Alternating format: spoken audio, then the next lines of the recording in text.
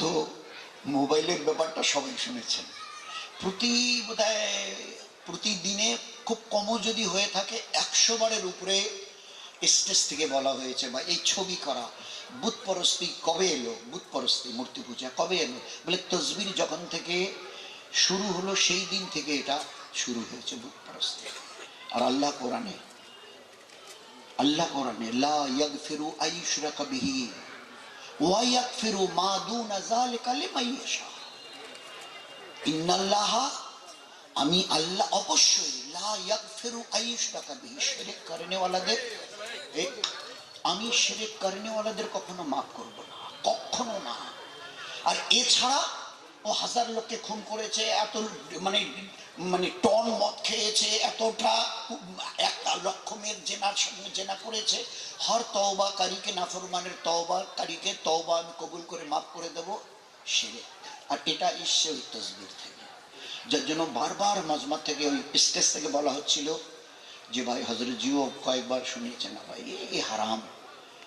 নেকি কামাতে এসে ফেরেস্তাদের এখান থেকে যেন না সরাই। যখন আমরা ছবি তোলাতুলি করি তখন আর কোনো, এখন তো ফেরেস্তা আমাদের মাথার উপর থেকে আরশ পর্যন্ত ছেয়ে গেছে। আর যখনই এই তসবির খেঁচাখেঁচি শুরু হয় সমস্ত ফেরেস্তারা বলেন ভাই চলো চলো, নাপাক জায়গায় আর থাকা যাবে না, নাপাক জায়গায়। এতক্ষণ আল্লাহর হেফাজতের মধ্যে ছিলাম, এবারে আল্লাহ তার রহমতের ফেরেশতাকে সরিয়ে নেন। তো এর জন্যে মা বোনদের সঙ্গে কীরকম ব্যবহার, এমনকি গায়ের কমের সঙ্গে হযরতজির ওই লাইনটা বোধহয় মনে আছে, लाइन मने आछे जे भाई हमरा अच्छी तरह से सुन लो, अगर कोई ईमान वाला किसी पड़ोसी और दूसरी मजहब की उसकी परेशानियां देखकर इसकी दिल अगर ना दुखाए, ये इंसान तो दूरेर कदा इंसान नहीं बल्कि ये जानवर है, ईमान वाला नहीं बल्कि ये तो सरासर जानवर है। अपर कौमेर भिन्न जाति तारा हिंदू भाई, इहुदी, ख्रिस्टान মানুষ, কিন্তু ওদের কোনো কষ্ট দেখে আমরা যদি ব্যথায় ব্যতীত না হই, হযরতজি কথাটা বার কয়েক রিপিট করেছে। তো আমি ঈমানওয়ালা, আমি মানুষ নই আল্লাহর নজরে। তোমাকে তো তৈরি করা হয়েছিল, পাঠানো হয়েছিল শ্রেষ্ঠ মখলুক করে দয়া মায়া প্রেম ভালোবাসাকে বিলানোর জন্য। মোহব্বতকে বিলাও, নফরতকে দাবাও। ইয়ার রহমান ফিল আরদ, জমিনে যারা আছে গাছপালা হায়ওয়ান জানোয়ার সবার প্রতি দয়ার হাত বাড়িয়ে দাও। ইয়ার রহমান ফিল আরদ ইয়ার হামকুম মান ফিস সামা, আসমানওয়ালা তার দয়ার হাত তোমাদের উপরে বাড়িয়ে দেবে। উপরওয়ালার দয়া পেতে চাও জমিনে, তো বারবার এর উপরে ফের জামাত আল্লাহ শুকর বিদেশি এত মেহমান এসেছিল যে হযরতজির কামরার এই উল্টো পিঠে উত্তর দিকে একটা বড় করে প্যান্ডেল, শুধু ওনাদের হিসাব করে দেখা গেছে প্রায় 80-র কাছাকাছি জামাত, 80টা দেশের জামাত আল্লাহ শুকর এসেছিল। প্রায় অন্ততপক্ষে 9-10 সাড়ে 10,000 জামাত ইজতেমার আগে পরে 4 মাসের জন্যে, প্রায় 17টা ওলামা হজরতদের জামাত তৃতীয় সালের জন্যে, 35টা জামাত ওলামাদের দ্বিতীয় সালের জন্যে, 147টা জামাত ওলামাদের প্রথম সালের জন্যে। আমরা বড় এই জন্যে আমরা আল্লাহর খুব শুকরিয়া আদায় করছি। এর মধ্যে আমাদের কুচবিহার থেকে 5 জন ওলামা গেছেন, তারা এর আগে 1 বছর করে লাগিয়েছেন। এইবারে ওই ইজতেমা থেকে 1 বছরের জন্য তারা গেছেন দ্বিতীয় সালের জন্য। আর দ্বিতীয় সালে যে ওলামারা আল্লাহ রাস্তায় যান ওদের রুট এটা ফাইনাল হয়ে আছে। এই 1 বছরে 4 মাস সাউথ আফ্রিকায়, আফ্রিকার কান্ট্রিতে, 4 মাস ইউরোপের কোনো কান্ট্রিতে, আর 4 মাস সৌদি আরবের কোনো কান্ট্রিতে। 4 মাস আফ্রিকা, 4 মাস ইউরোপ, আর 4 মাস আফ্রিকা। এই হচ্ছে তাদের দ্বিতীয় সালে যারা যাবেন। তো আমাদের কুচবিহার থেকে 5 জন গেছে। আল্লাহর খুব শুকরিয়া আদায় করি। ওই ইজতেমার দিন পর্যন্ত 2 জন ছিল ওলামা প্রথম সালের জন্য, এনারা 5 জন দ্বিতীয় সালে, 2 জন ছিল ওলামা প্রথম সালের জন্যে। ফিরে আসার পরে মাথা ভাঙার এক ওলামা আমাদের মৌলানার খবর পেলাম, আমরা 2-3 জন গেলাম, তার বাড়িতে কথা বললাম। কথার সঙ্গে সঙ্গে তার বিবি, তার মা বললো তাই দেরি কেন, ও এখনই চলে যাক আজকালের মধ্যে। তো বলার সঙ্গে সঙ্গে মৌলানা সাহেব একদম অল্প বয়সী তাড়াতাড়ি করে ঘরে গিয়ে আই কার্ড আর তার রিজার্ভেশনের টাকা নিয়ে এলো। আজকে বুধবার, কাল বৃহস্পতিবার, শুক্রবারে মার্কাজে আসবে সবারই দোয়া নেওয়ার জন্য মার্কাজে ওই মহাসাব। আর শনিবারের দিন তার টিকিট করা আছে, কলকাতায় যাবে। আমাদের ওই যে জামাত তারা কলকাতায় এখন অপেক্ষা করছে, একজনের পাসপোর্টের একটু কম বেশি হয়ে আছে ওইটার জন্য কলকাতায়। এর মধ্যে ইনি যাবেন একসঙ্গে। গতকালকের ঘোকসারডাঙ্গা থেকে ফোন এলো, বলছে যে আমাকে বলছে যে ভাইজান দোয়া করবেন, আল্লাহর শকর আমাদের 2 জন মাওলানা 1 সালের জন্য তৈরি হয়ে গেছে, তো এদের টিকিট কবে করবো? এরা কবে বেরোবে? বললো যে 2রা ফেব্রুয়ারি হলে ভালো হয়, এই জন্যে 2রা ফেব্রুয়ারিতে এরা সার্টিফিকেটটা পাবে, সনদটা, এদের মাওলানার মাদ্রাসা থেকে ফারিগ হওয়ার, আলিম কোর্স কমপ্লিট করার। তো আল্লাহ দিলে দোয়া করেন। এই 2 জন বের ঘোকসারডাঙ্গা থেকে দেখা গেল 5 জন ওলামা 1 বছরের জন্য 2য় সালে বের হচ্ছে, আর 5 জন ওলামা শুধু আমাদের কুচবিহার থেকে 1ম সালে। তো এভাবে আল্লাহর শকর লোক আন্দাজ করছে 2.5 থেকে 3, 3.5 কোটি। কিন্তু যারা ওই যে মাইক চালায় না, আব্দুর রহমানটার পাশে ছিল, খুব মাইকের যিনি খুব একেবারে মাহির, তো তিনি বলছে আমার যে মাইক সাপ্লাই দিই, তো একটা এরিয়া থাকে আর তার একটা লোকের হিসাব আমাদের কাছে থাকে, কতজনের মধ্যে এই পাওয়ারের মাইক সাপ্লাই দিতে পারবে, তার সাউন্ডটা ক্লিয়ার। তা উনি হিসাব করে বলেছেন 1,30,00,000 মতো সংখ্যাটা হবে, 1,30,00,000। এবং এটা যারা রিপোর্টাররা তারা মোটামুটি খবর ছেপেছে, এখনো ছাপছে, যে এত বড় মজমা এক সৌদি আরবের হজের টাইম ছাড়া গোটা দুনিয়ায় এত বড় মজমা এই 1.5 কোটি, 1.25 কোটি, 1 কোটির উপরে, এটা আনএক্সপেক্টেড ব্যাপার ছিল সবার কাছে।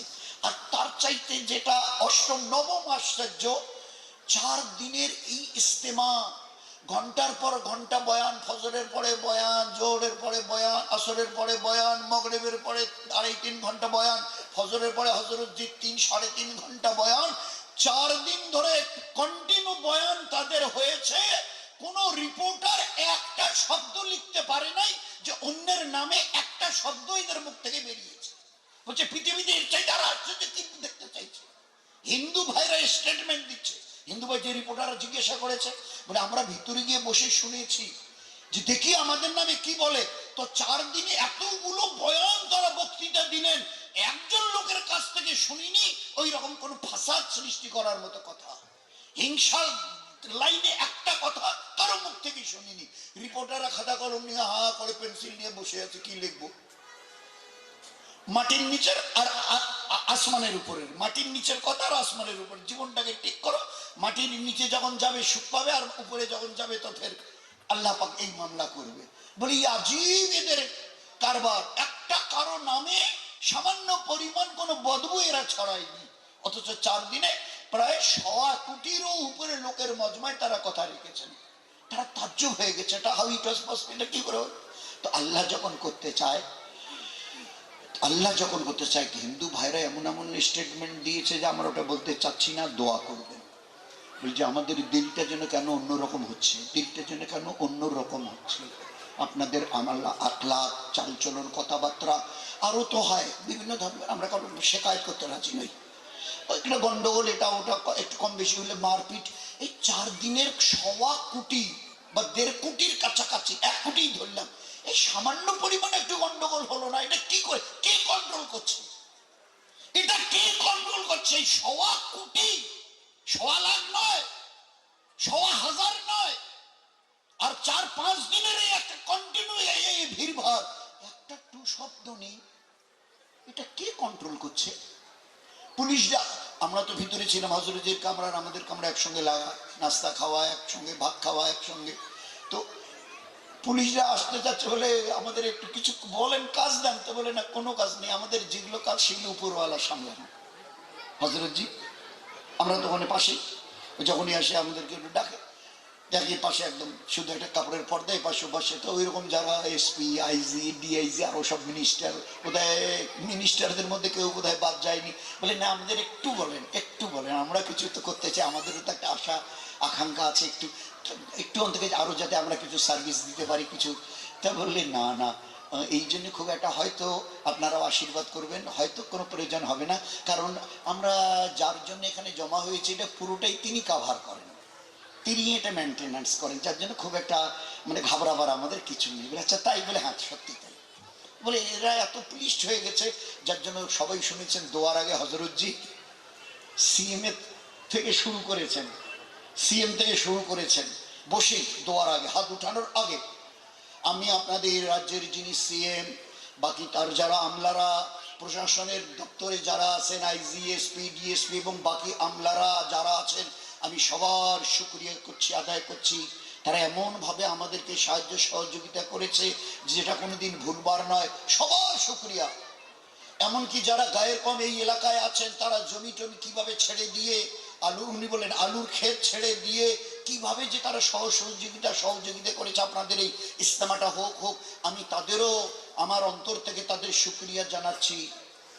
হযরত জি পুরো এক করে সবার কথা বলে তারপরে হাত উঠিয়েছে। তাই সেই জন্য আমরা আল্লাহর শুকরিয়া আদায় করি। এরকম একটা আল্লাহ পাক ব্যবস্থা করে দিয়েছেন, দেখিয়ে দিয়েছেন যে এটা এই যে দাওয়াতের নামে যে একটা মেহনত চলছে, উম্মতকে এক করার, উম্মতকে খোদার সঙ্গে মিলাবার, আল্লাহ পাক সবাইকে আমাদের মিলে জুলে, কারো নামে কোনো অপবাদ, এটা ওটা, অমুক তমুক, লানতান, এগুলো আমাদের কাজেই নয়। কেউ যখন কারো নামে শেকায়েত লানতান করে না, তো মুখ থেকে মদ খেলে যেভাবে বিশ্রী গন্ধ বেরোয়, তো তার চাইতেই বেশি দুর্গন্ধ বেরোয়। আল্লাহ নবী এই জন্য মানা করতেন, গিবত, শেকায়েত, বহতান, চগল, না না না না না, তোমরা মহব্বতকে বিলাও। সিলমান কাতা কাজে সম্পর্ক কেটে দেয় তাকে বুকে জড়িয়ে নাও। ওয়াফু আম্মান জালামাকা, যে জুলুম করে তাকে মাফ করে দাও। আহসিন ইলামান আসা আলাইকা, যে তোমার সঙ্গে দুর্ব্যবহার করে তুমি তার সঙ্গে ভালো ব্যবহার করে দেখিয়ে দাও। এইটাই হচ্ছে আমার নবীর আখলাক। তোমার দিকে কাদা ছুটছে, তুমি তার দিকে ফুলের পাপড়ি ছুড়ে দাও। বলে ভাই এরকম কেন করছেন? ও লোকটা আপনার দিকে কাদা ছুড়ে দিচ্ছে, পোড়া মোবাইল ছুড়ে দিচ্ছে, আর আপনি ফুলের পাপড়ি এনে ছুড়ে দিচ্ছেন, গোলাপের পাপড়ি। বলে আমাদের নবী যেইটাই শিখিয়েছে, মারের বদলা মার নয়, মারের বদলা ক্ষমা, জুলুমের বদলা রহম করবো ইনশাল্লাহ। ভাই আল্লাহ যেন ওই মেহনতের যা নিট ফল, আল্লাহ যেন আমাদেরকে নবীর আনিত দিনের মোবারক মেহনত আর দিনদারির যে রেজাল্ট সামনে রেখে আল্লাহ যেন তৈরি হয়ে ইমানের সঙ্গে আল্লাহ নবীকে রাজি রেখে কবরে যেতে পারি, তার জন্য যেন চেষ্টা করি আমরা, আমাদের মা বোনেরা। আল্লাহ যেন আমাদের তৌফিক দান করে। এই জন্যেই যে ভাই ডা গেলে দুনিয়া ছাড়তে হবে, আল্লাহ তার রসুলকে রাজি রেখে যেন দুনিয়া ছাড়ি, আল্লাহ যেন তৌফিক দেয়। আসসালামু আলাইকুম ওয়া রাহমাতুল্লাহি ওয়া বারাকাতুহু। এতগুলো লোক সামনে রাখবে কেমন করে খাও?